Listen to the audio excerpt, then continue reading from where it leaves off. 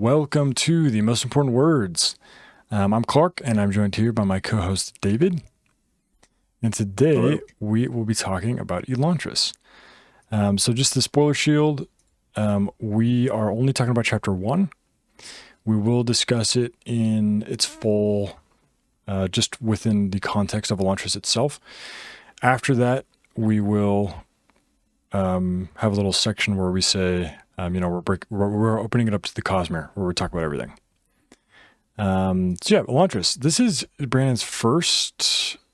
Is it his first published book? Yeah, I think it's like his 7th or 8th book, but it's his first published book. It's Okay. the one that got him to be a professional author and not just a potential author. That is awesome. And when did you read it? Do you remember? The first time I read it was shortly after I got into the Cosmere, which was right as Words of Radiance was new.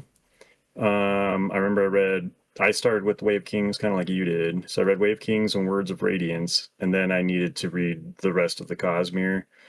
I read Mistborn first, and then I went to Elantris and then Warbreakers. So this was a while ago that I first read it. Now I did read it again, I think 3 or 4 years ago, because it had been so long. So it's somewhat fresh in my mind, but it's been a while. I first read it a long, long time ago when there was only a handful of Cosmere books and not a million. Dude, I didn't realize that you had started reading these books when Oathbringer wasn't even out.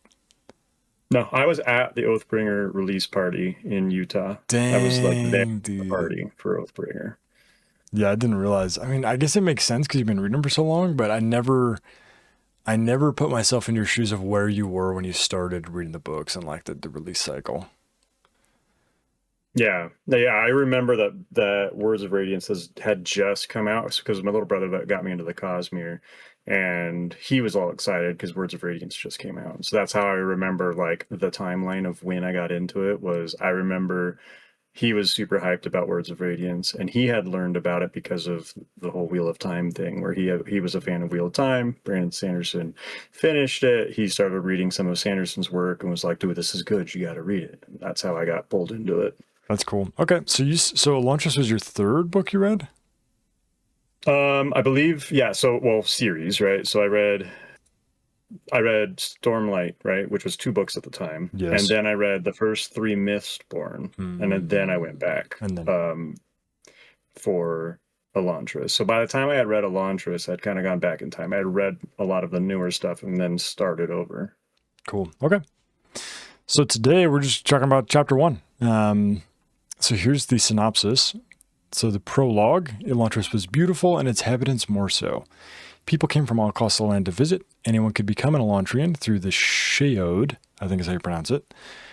By the way, I apologize if my pronunciations are terrible. I am listening to the audiobook, but sometimes they don't stick. I will do my best. A random transformation, capital T, by the way. 10 years ago, this process became corrupted. Chapter 1. Raoden wakes up, has weird physical sensations, and he has lack of cold, and he's super hungry. He muses as one in its shadows upon the fall of Elantris, finds it odd that his Sion isn't there, and discovers through scaring a servant that he has been afflicted with eternal damnation. Then Raoden is thrown into Elantris, ponders his predicament, and decides to push on instead of giving up. Raoden sees all the other people of Elantris in the courtyard, looks at his own burial robes, and determines he is soon to join them.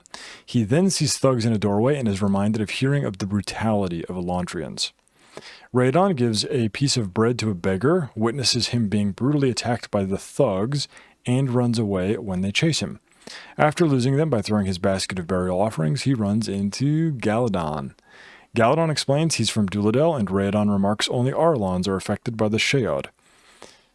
Raoden remarks his pain isn't going away, he stubs his toe, and is taught that every pain will haunt Elantrians forever.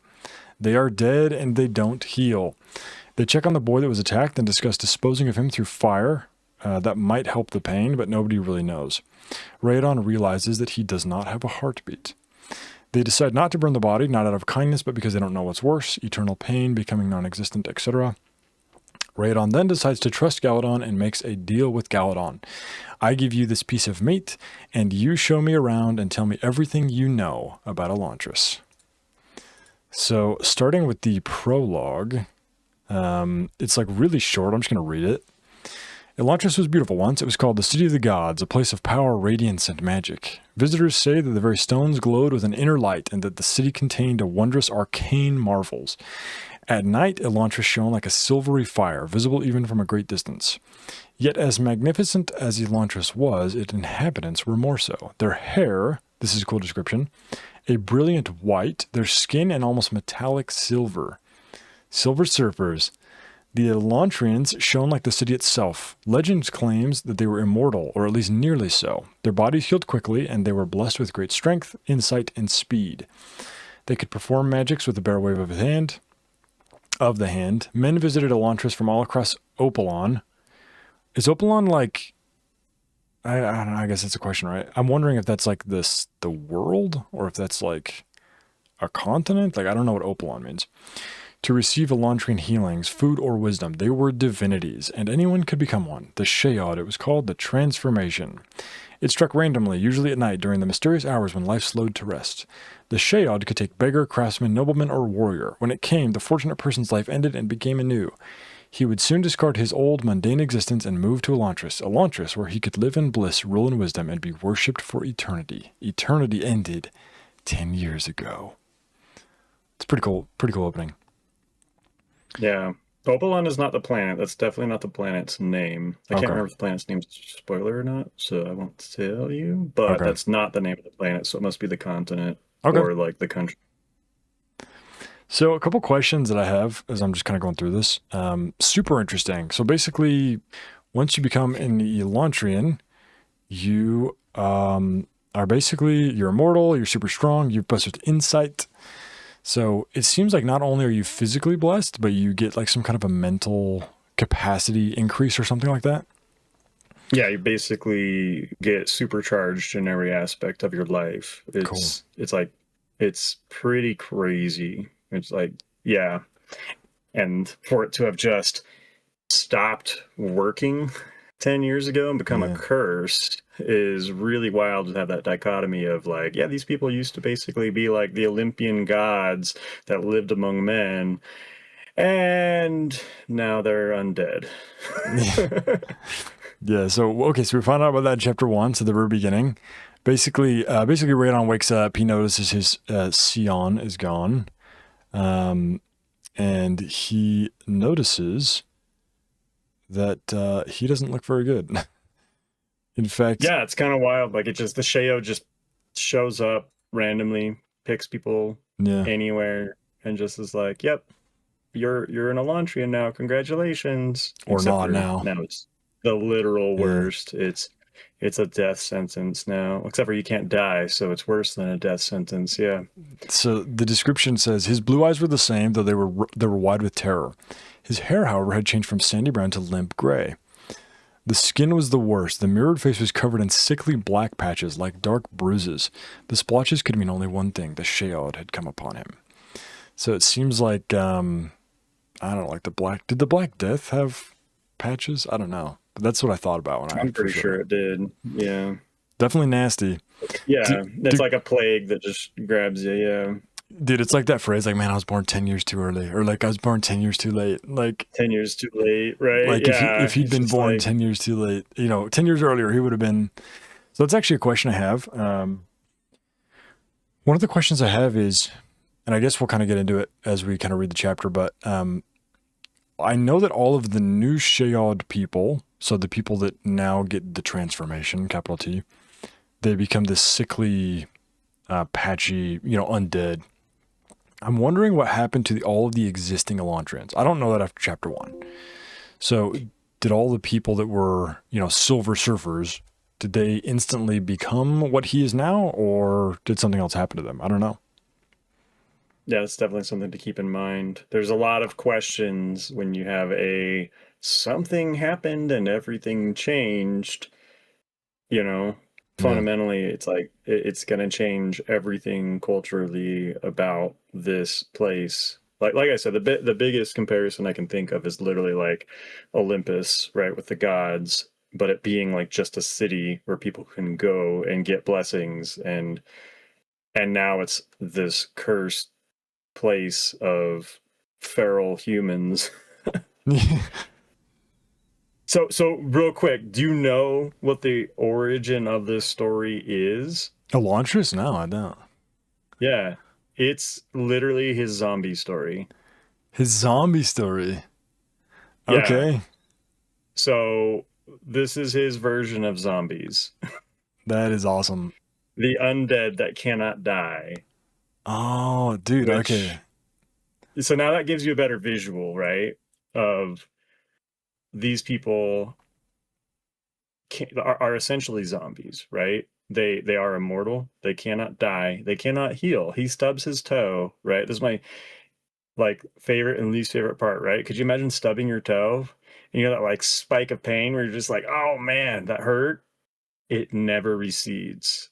And now Never he goes just has away. that spike of pain in his toe forever. Yeah, I can't even imagine, Like dude. I can't even that imagine. would drive you nuts. And that kind of shows you like why people are so feral. Like just extrapolate that concept of, oh, I stubbed my toe. I hurt forever. That guy he gave bread to got completely beat up by those people. Imagine all those bruises, all that pain is just now your baseline for pain forever. You do Yeah. not heal, which is why they were like, I don't know, maybe we burn them, maybe it helps, maybe it doesn't, because infinite pain is the worst. So Why risk it? I don't Yeah. know.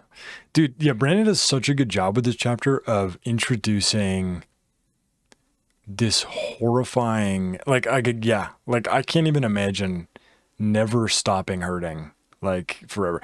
It actually made me think about this is kind of random, but it made me think about exercising. So, Hmm. you know how when you exercise, you kind of rip your muscles, they kind of break down and Oh yeah. and then when they heal back, you get stronger.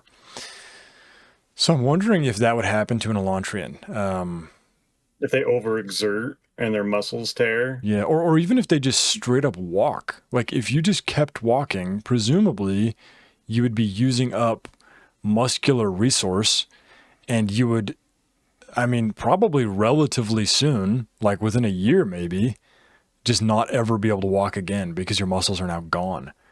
Like I don't know. That's and I don't know if it goes that deep, but that is an It, interesting thought. Yeah, and that is definitely one of Sanderson's strengths in storytelling is he loves getting into those nitty-gritty details and thinking about those hard, interesting questions, trying to make it seem as realistic as possible for, a magical world and a magical system. Yeah, he thinks it through. Um, he thinks it through, which is why his books are good, right? Like, and that's the one thing. Like, every author that's successful is good at something, but Sanderson being so good at creating at least several layers deep, believable magic system, right?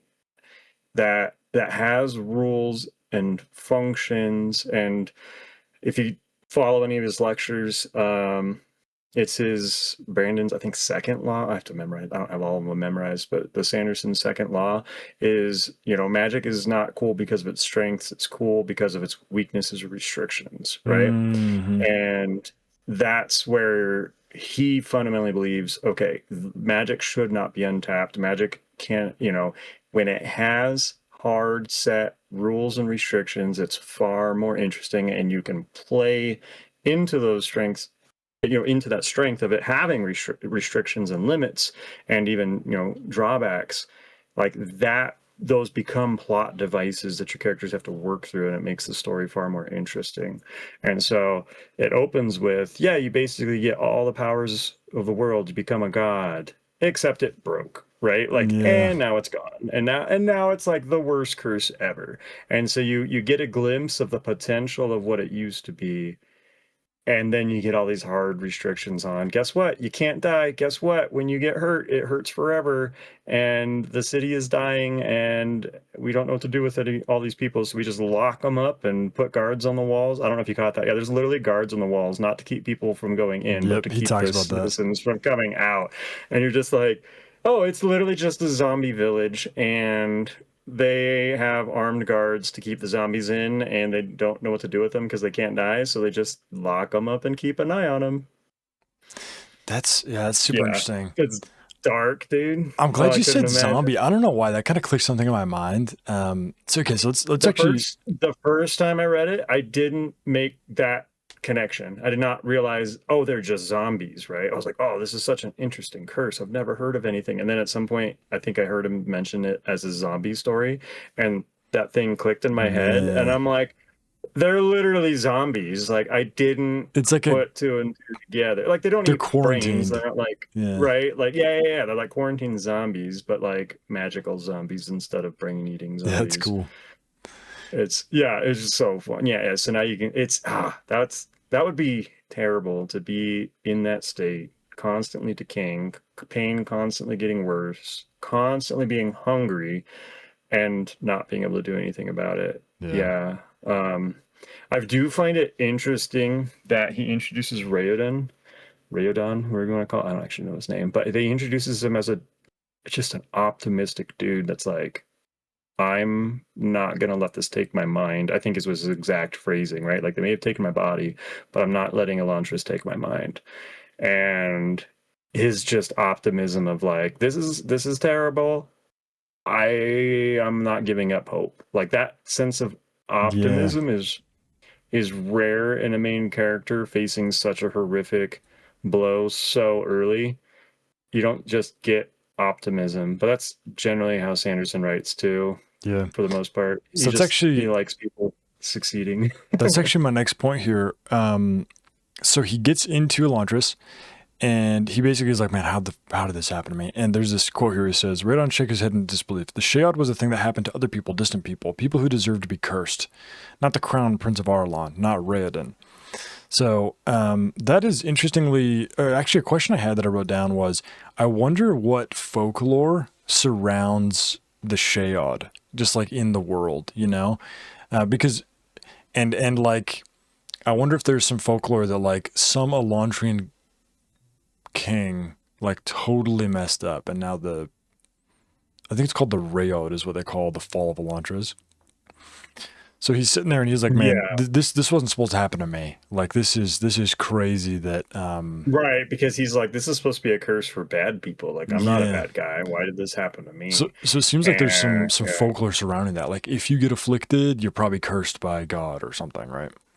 it's almost like it's a seed for future discussion in the book. Yeah, exactly. So he says, since the Rayod, when Elantris fell, every person taken by the shed had been thrown in through the gates to rot. I love that word, by the way. The city had become an Mm. expansive, by the way, I'm going to bring that rot word back up in a little bit.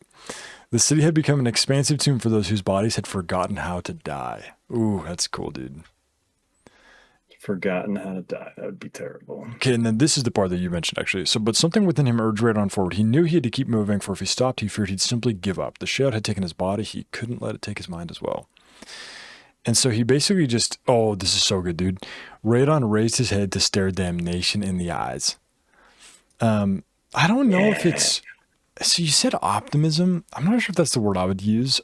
I wrote down like resolve. Like, I don't think he's optimistic that things will work out. I don't think he's like, That's well, a good point. I think it's like, I can't give up, which to me was resolve. I don't even know the definition of resolve, but that sounds like resolve to me. Like this idea that he's just, even though this is terrible, and even though, this is damnation, right? He stared damnation in the eyes. Like he's not going to stop for whatever reason. He just has this resolve, which is cool. That's like I'm assuming that's going to be a big character trait that Radon has is like his need to keep going, you know? Right. Exactly. Yeah, that's probably a better way to look at it. He's, persevere. I looked up the thesaurus, persevering, persistent, determined, tenacious, resolute. So resolve, right? He he's determined to not give up. And it's just interesting that early. It's just like, yep, this guy is not one that just accepts what happens to him. Yeah. Okay, so now he's in the city. He's decided to keep going. He kind of notices everyone else. There's some nasty stuff like this. Every surface from the walls of the building to the numerous cracks in the paving stones was coated with a patina of grime.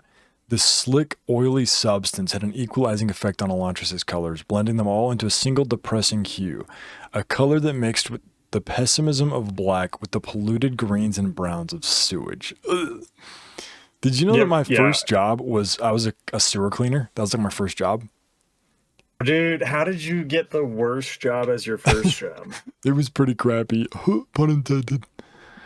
Yeah, but dude, I'm not gonna lie. This actually makes me think about like sewage, which it's supposed to.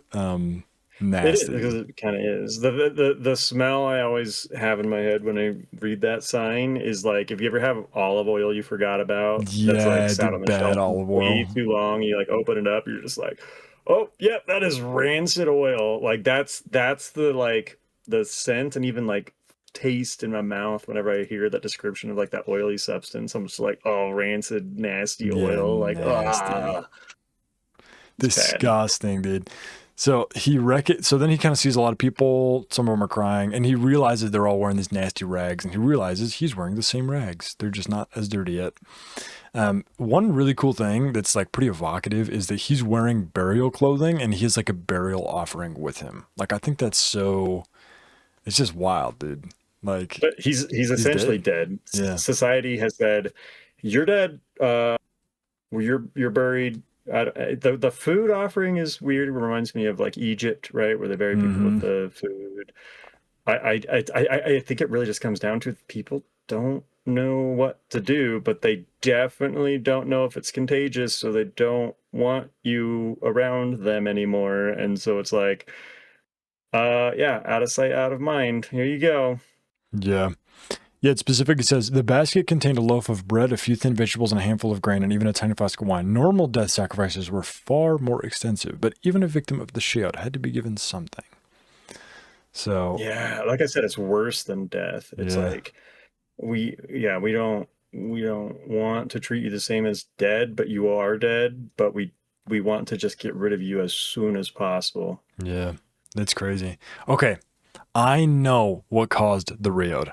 And it's this next thing. Okay, you ready? The stench was almost overwhelming. The omnipresent sludge had a musty, rotten scent like that of dying fungus. Okay, we heard about rot, dying fungus. This was Millennia, goddess of rot, dude. Confirmed Elden Ring is a part of the Cosmere, dude.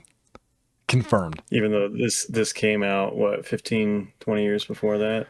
Well, Elden Ring just decided to take a character that was already in the Cosmere. George R. Martin is plagiarizing Sanderson. 100%, dude. 100%. Like, you've seen Caelid, dude. Tell me Caelid isn't Elantris. Oh, man. No, I'm just kidding. Which is worse, Caelid or Elantris? Which would you rather be in? Caelid has those big old nasty dogs that eat you, so...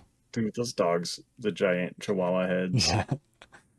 The birds are worse, man. I hate those birds. They just drop out of the sky, and you're just like, where did you come from? Yeah, I don't know. Elantris seems pretty bad. I don't really know Elantris very bad, but I definitely hated Caelid.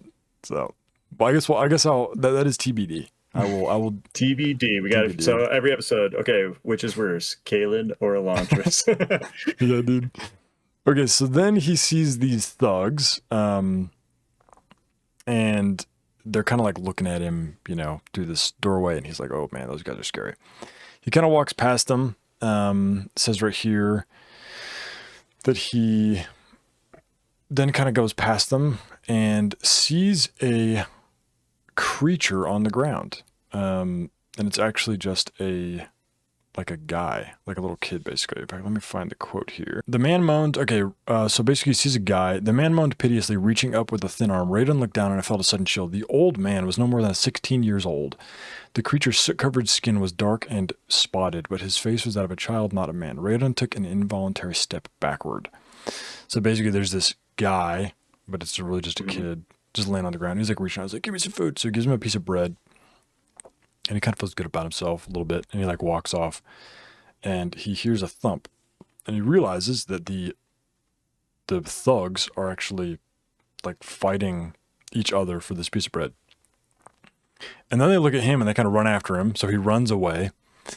And then oh, dude, I got to read this part actually. Okay, so basically these guys are running after him. He throws his vegetables, he throws his wine or whatever. He says, Radon felt his stomach churn as one of the men slid his finger down a crack, scraped up a dark handful that was more sludge than corn, then rammed the entire mass between eager lips. Brackish spittle dribbled down the man's chin, dropping from a mouth that resembled a mud-filled pot boiling on the stove. So nasty. And then he refers to this person as a creature. So we're definitely, this kind of isn't a human anymore. Like, that's pretty zombie, dude. Like, that's pretty zombie. Yeah. And so questions I have moving forward are, what happens to a man to turn them into that? And you kind of alluded to it earlier, just like this constant pain, right? Like, who wouldn't that would make anyone go mad. Yeah, exactly. And that's where you realize there's different kind of phases people go through, but it's an inevitability that as your body decays and refuses to die, your mind is going to struggle to hold on. Yeah. It's crazy, yeah. And you just become like, they're kind of animals, right? All they care about is this food, which is interesting. Right. I actually wonder, after, kind of reading this chapter, and, he gives Galadon a piece of meat at the end. And even, by the way, when he wakes up, he is starving, right? So he's only been an Elantrian or I guess a zombie. He's been an Elantrian for a couple hours. Right? So I wonder if eating a piece of bread even does anything to your hunger. I kind of feel like it doesn't. Yeah, it's definitely something to keep in mind. Why are they so hungry, right? Yeah. Like what? And can it be quenched? Like if they had a feast, would that fix the problems? Yeah, maybe for 10 minutes. I don't know. It might even be just like that animalistic, like, I am starving, therefore I need to eat. So it's not like the actual eating does anything, but it's like, that's what you do when you're hungry, maybe. You know what I mean? I don't know. Yeah, like is it actually, are they hungry and they just need food, or is just something wrong and they're interpreting it as hunger because their body is missing something they desperately need, or are they just actually hungry? Yeah, that's a really good question. They're not just like eating brains. It's not quite that on the nose with the zombies. Yeah. Okay, so then he runs. There's this good quote here. So he gets away. Basically, they find the liquor.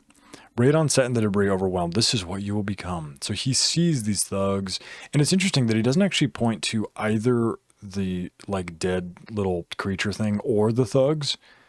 I think and I don't know if maybe I'm reading too far into this, but he's like, I will become one of these two. Either this crazy thug or this like beggar in the streets that's just like dying.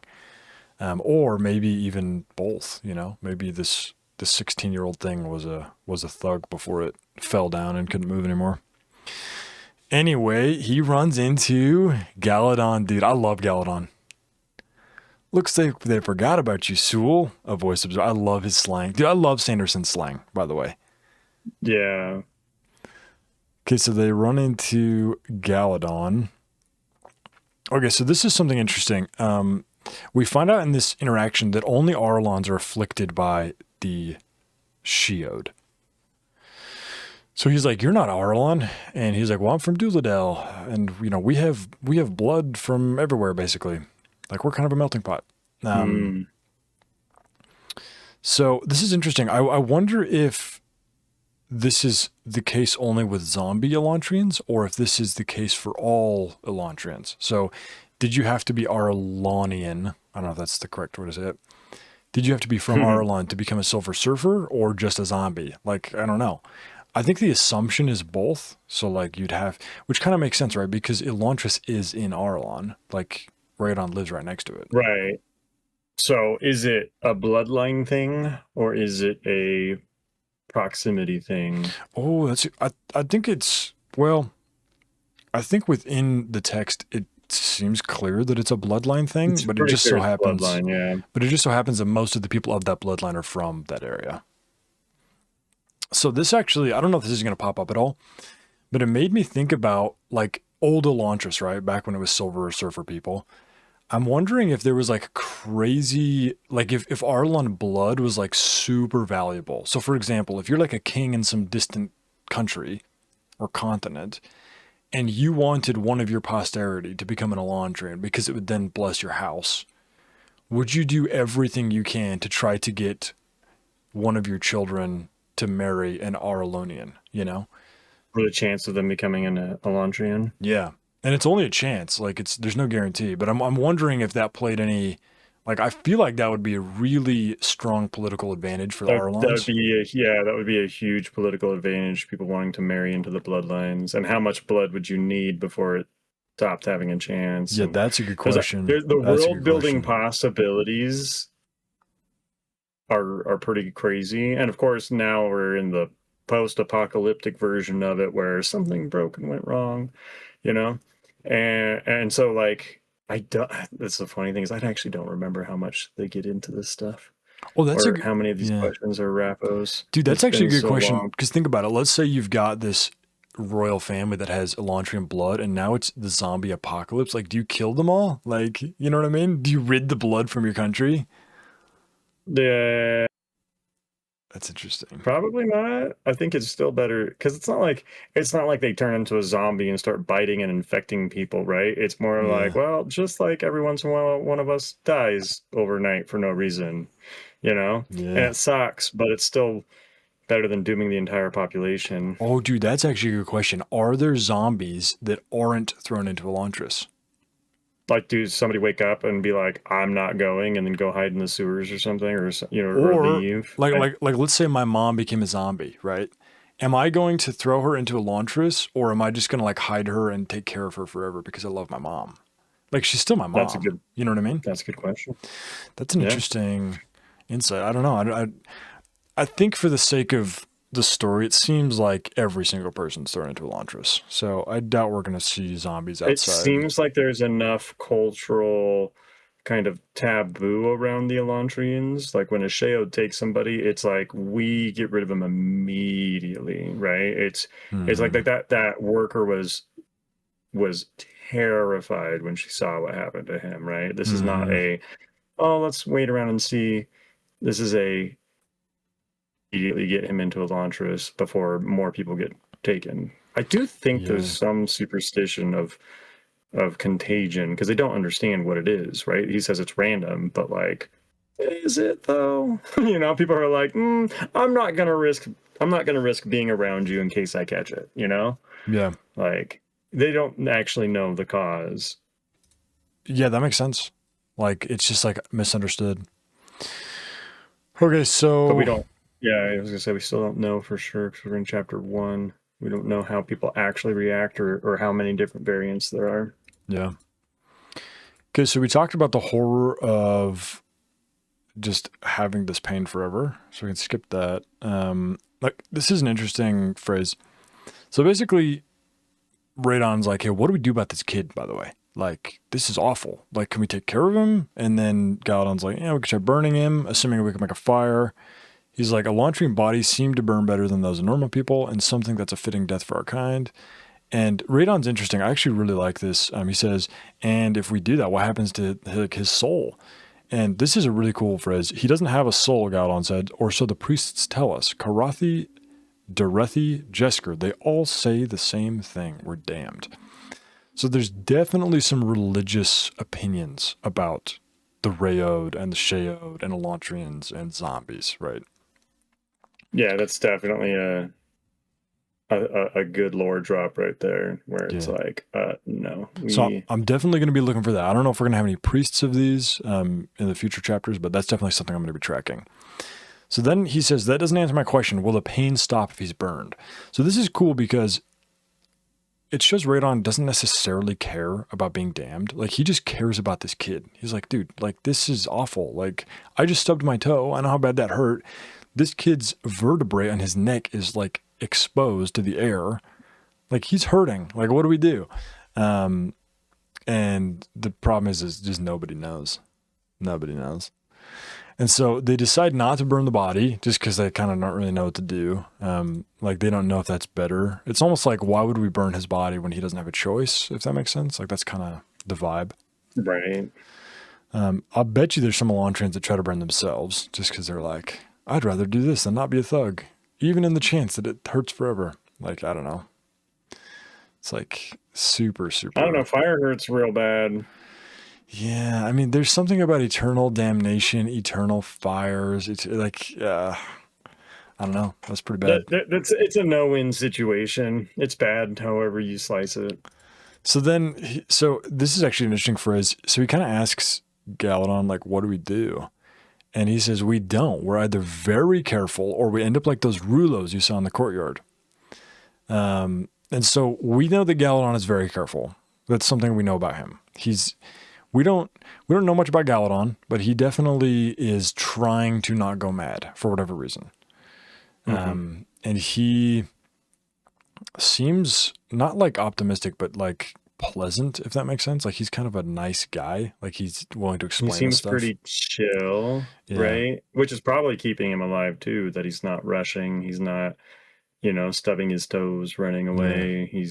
He's just kind of like, well, this is existence. We just make it work. Yeah. So we don't know how long Galadon's been afflicted. Could be 1,000 years. Could be like we really don't know. The vibe is that it's relatively recent, like probably within a year. But yeah, I was about to say, if I had to guess, I don't think people last that long once they become Elantrians. Yes. Based on how easy it is to make yourself go mad. Mm-hmm. And with thugs and people attacking each other, it doesn't seem like an ecosystem that that lets you survive for a long time with your sanity intact. Even if you try to be careful. Yeah. Yeah. Even the most careful, right? Like it doesn't bode well. Yeah. This is random, but because these guys are so interested in this food, I'm wondering why they're not cannibals. Or if some people are. That's another thing. Like, why are they not eating brains? Why are they not? It's like probably because their flesh is so... Well, would they, though? Oh, that's a good point. Would they eat normal people? Or do they only not eat other zombies? That's a good question. Maybe that's why they're locked up. Yeah. What if that happened? Like one zombie decided to eat a person and... Yeah. Okay, so... Galadon decides to walk away.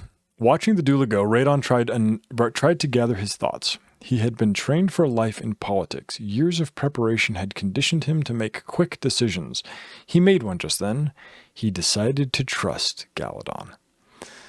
Pretty cool. And then he talks about how there's something innately appealing about the guy. Like he's kind of a nice guy.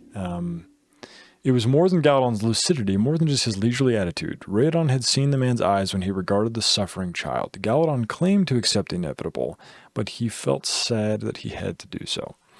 So there's something in Galadon that is attractive to Radon. He then decides to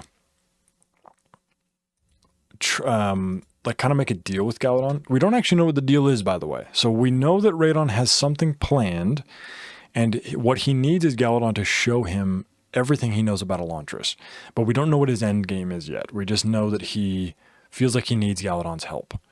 He then offers Galadon this piece of meat in exchange, and Galadon's like, dude, what if I could just kill you and like take it? He's like, nah, you won't do that. And he's like, give me 20 days. I'll give you 20 days. And he's like, no, 30 if you want to help me. Someone else will. So then they decide to kind of join up. And then he doesn't tell him his name. It says, probably best if people don't know I'm royalty for now. Sul works just fine for me. Oh, by the way, I just realized we talked earlier about how like if my mom became a zombie, I would just keep her around. If anyone was to be kept around, it would have been the Prince of Arlan. Like like you would think. The fact that he's royalty and still got thrown out with the rest of the trash, just not a second thought, no special anything. He got a small basket just like everybody else. Like, yeah. Although it does seem like his dad's kind of a D-bag. Spoiler, I have read chapter 2, and we kind of meet his dad a little bit.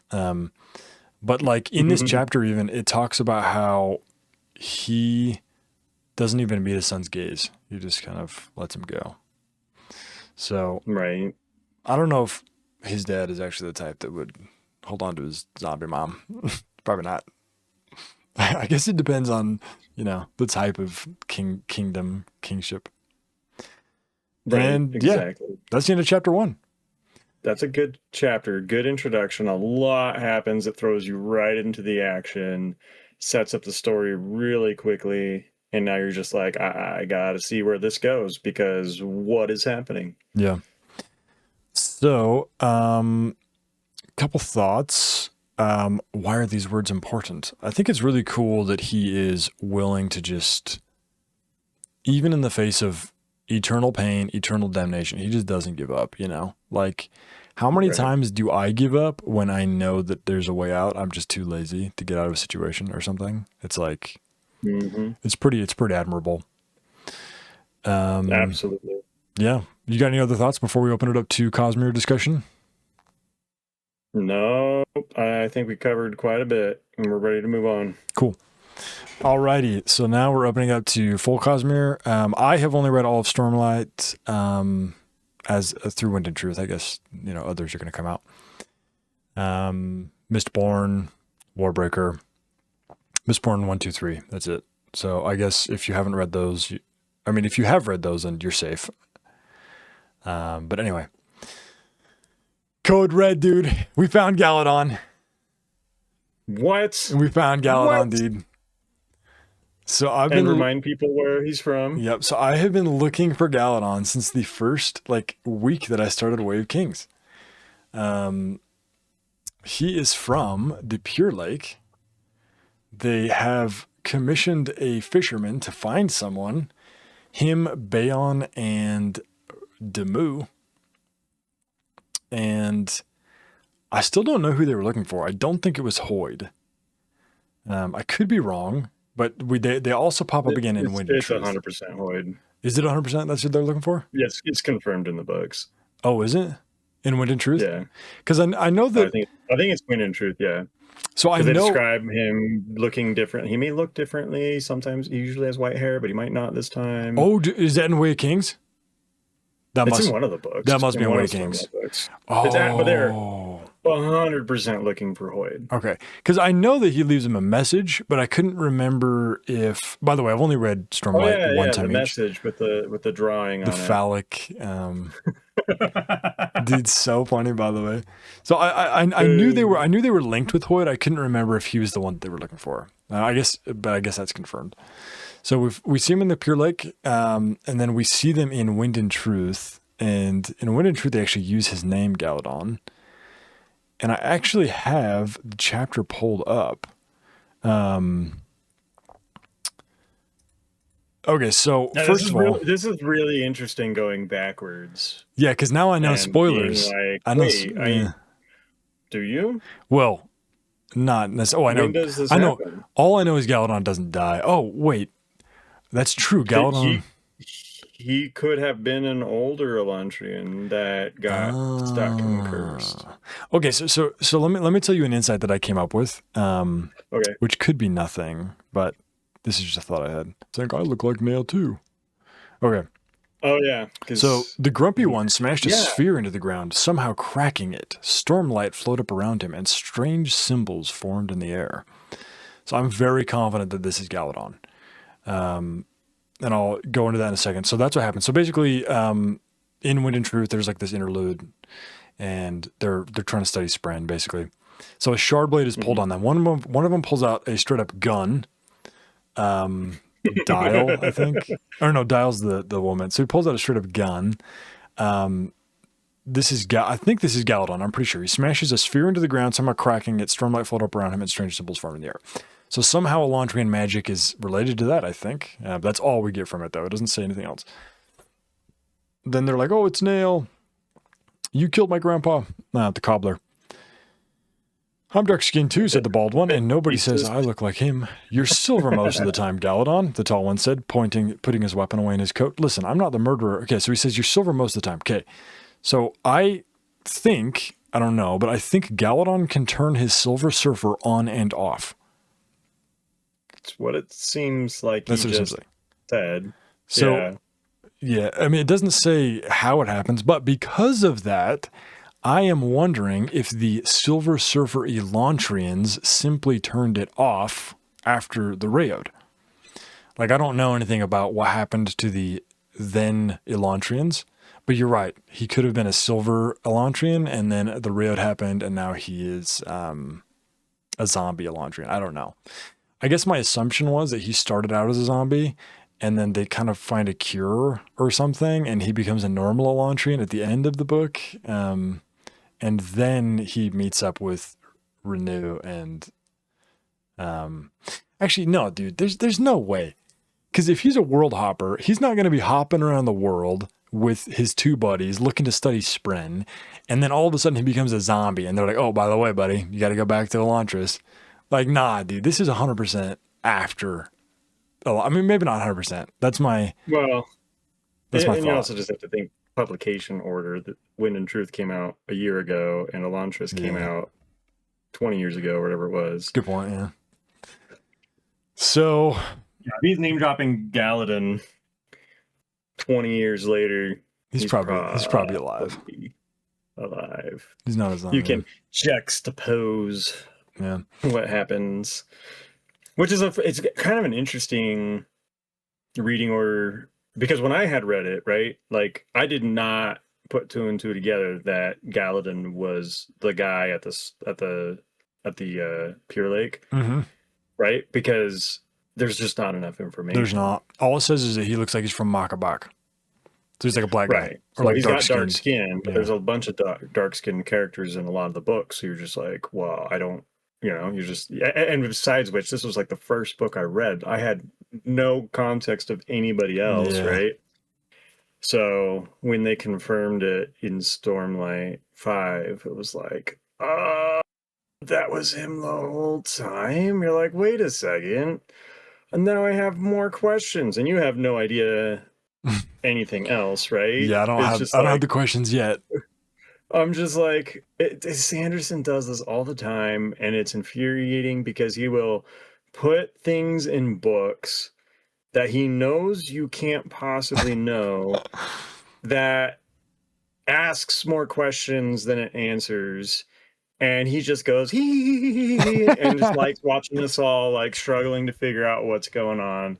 But no, he loves putting information in a book, and just knows it's going to drive everybody mad at how that's even possible based on what we know from all the published books. And he loves the people, the arcanists that dig super deep trying to figure stuff out. Like, he loves You're saying he loves me, dude? Yeah, he loves dangling stuff in front of you guys and watching you suffer. True. He's No, good he at does. it. He likes it. Like, I watch some of like the spoiler Q&As, and he's just like, there are some very smart people here. He's always like kind of impressed. That's hilarious. That's funny. Okay, that's pretty much all I had about Galadon in Stormlight. Mhm. I think that's right. Let's see. Let me see if there's anything else. I was going to ask a question because I haven't reread the first chapter at all. It mentioned the Scion. Did it show the Scion? No, but we do see it in chapter 2. And that was my next code red. I know what Scions are from. I actually looked, the one in Stormlight, and I only remember one. There definitely could be two. But like my brain is saying, I know there's at least one with the Ghost Bloods. It's the one that Shallan had in the box from Reyes. There might be a second one, but that one is named Alay. I went and re-looked at Rhythm of War when they opened it up. Its name is Alay.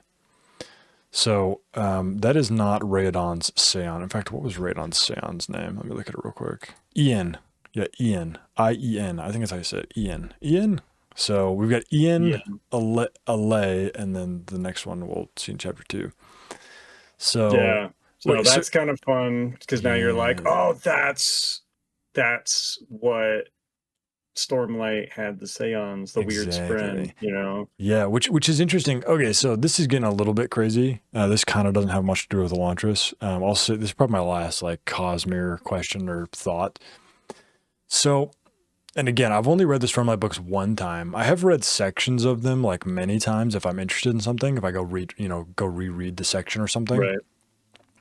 So this box that Shallan has that allows her to communicate with, Mraize.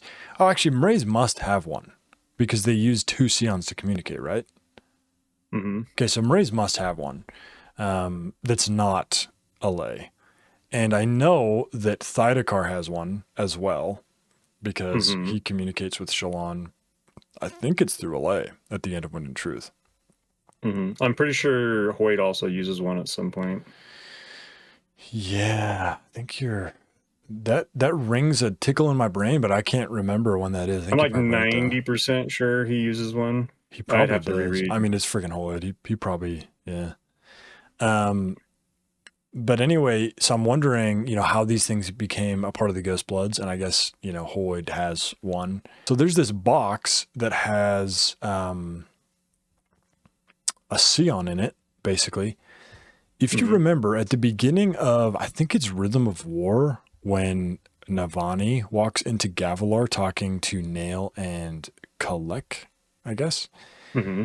they talk about how they can transport Stormlight via the cube. Do you remember that?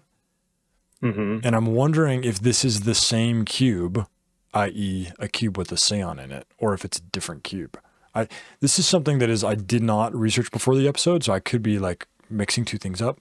But if I remember right, the cube that Gavilar has that claims, and I believe the claim was, can transport Stormlight off of Roshar. I believe that's what the claim was, that this cube can help them do it.